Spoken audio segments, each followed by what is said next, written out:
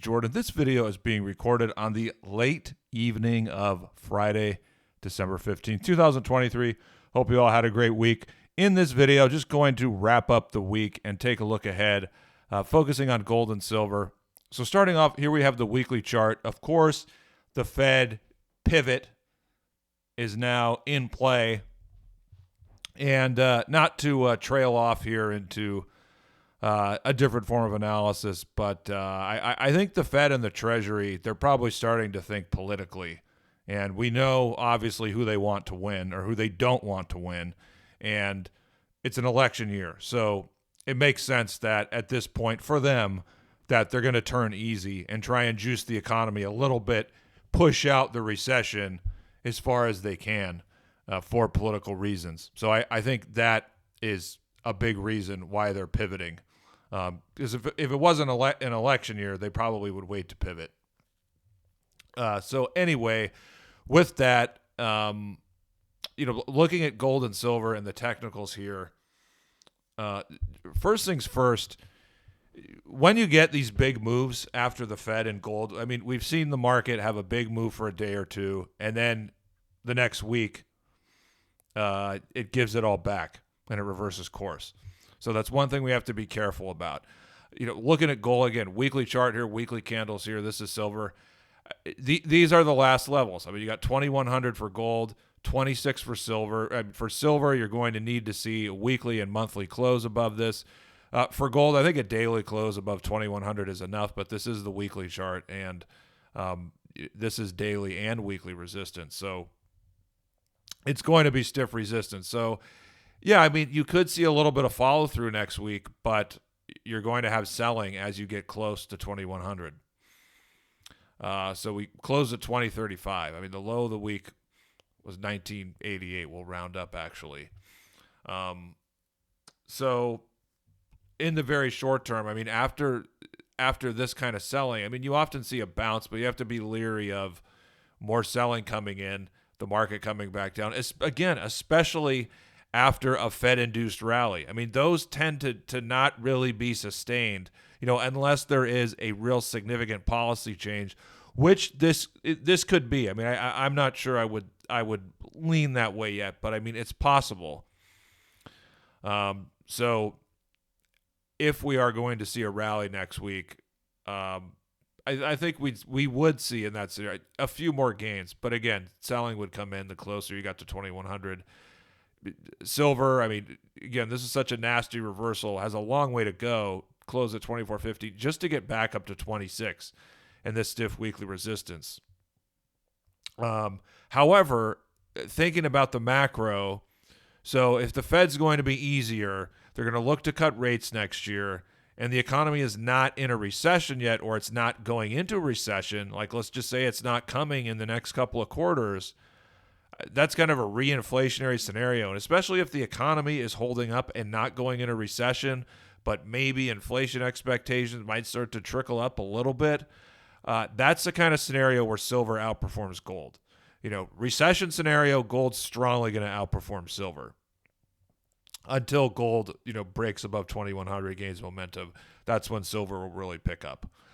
So at least in the very short term here, you could see silver outperform gold because of the Fed policy change and because of the fact that we're not in recession at this point. And, I obviously could be wrong, but it doesn't look like we're going to go into it in the next quarter, maybe the spring quarter, but we'll see.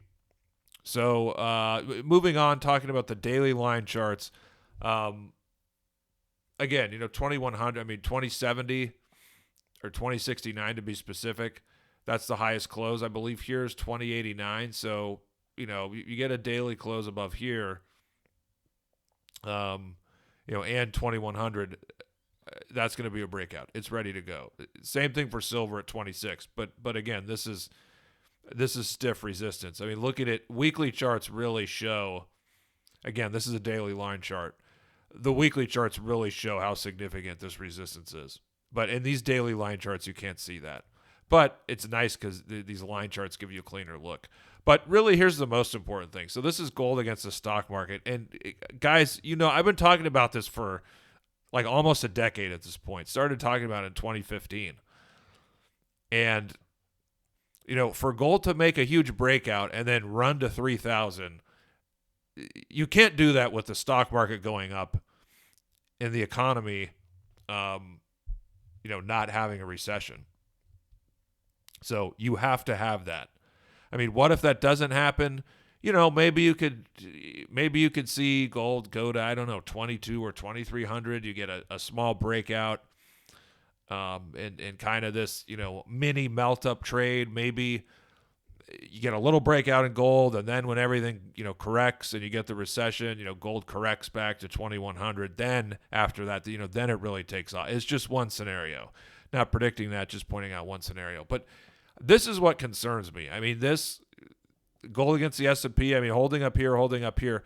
But, we're waiting for this. When is it going to do this? When is it going to make that move? And this, this is weak, failing at the 200-day moving average here. But, I mean, you could draw this line, and, it's still holding it. It hasn't broken down yet, so who knows? Maybe in this mini melt-up, I don't think it's going to happen, but, maybe people get concerned about inflation, and this turns up, and you get a move like that. In that scenario, we know where gold's going, but I don't know. I mean, I tend to think it's either going to drop below here or maybe it just kind of goes like that for a little while. So, nothing hugely definitive in this update. With respect to the stocks and the miners, so if we're looking at kind of a mini melt-up or a reflation scenario for the next month or two, and, more money is going to come out of bonds and safety and go into stocks. And, again, that's a more favorable scenario for silver against gold. It's also more favorable for the miners against gold. But this is just a 1 to 2 month potential take, a mini melt up or a mini reflationary move. And again, that's not the move that's going to get gold moving towards 3,000, at least not yet. So that's all for this video. I know I didn't make a lot of definitive statements here, but let me know what you think about anything.